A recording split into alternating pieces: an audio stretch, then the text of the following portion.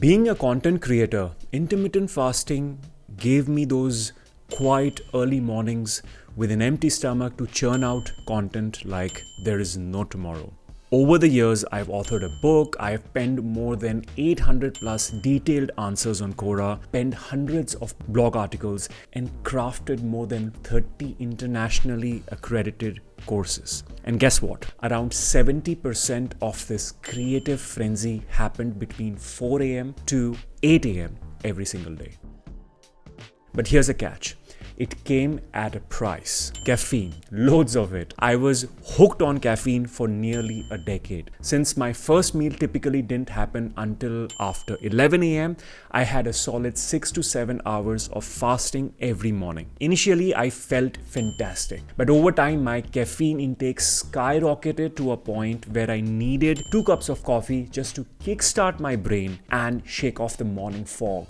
Now, don't get me wrong, science says caffeine has its perks, but those perks are capped at around 400 mg. I, on the other hand, was easily hitting close to 1000 mg or maybe even a tad more every day. And here's a kicker. After chatting with my students and clients, I realized that I wasn't alone.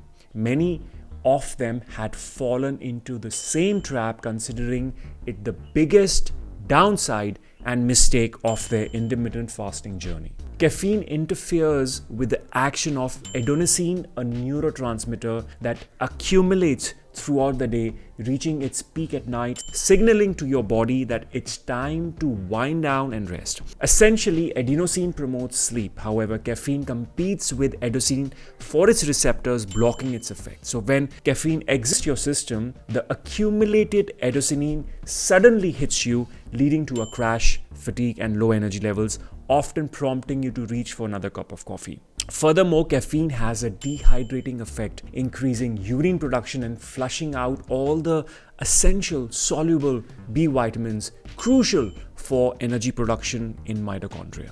This depletion results in fatigue and low energy levels once again. So the major downside of excessive caffeine consumption is that it causes a feeling of nervousness, jitterness, stress, and anxiety. Now, I'm not saying you shouldn't drink coffee during your fasting window. Coffee is great, it's incredible, but it's crucial to be mindful of when you consume it and how much you consume it. First of all, avoid drinking coffee within 60 to 90 minutes after waking up.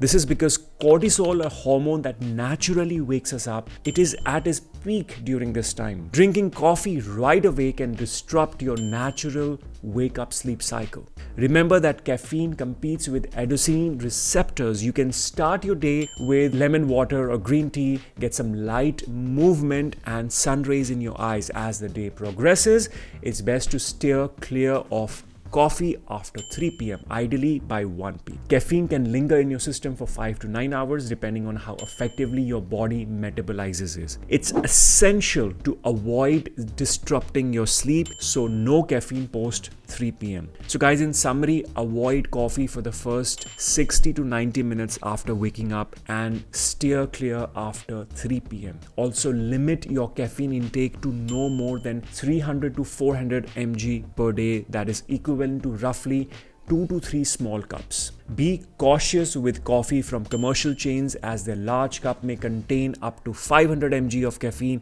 in a single serving. Be mindful of your intake to avoid negative effects on your health and well-being.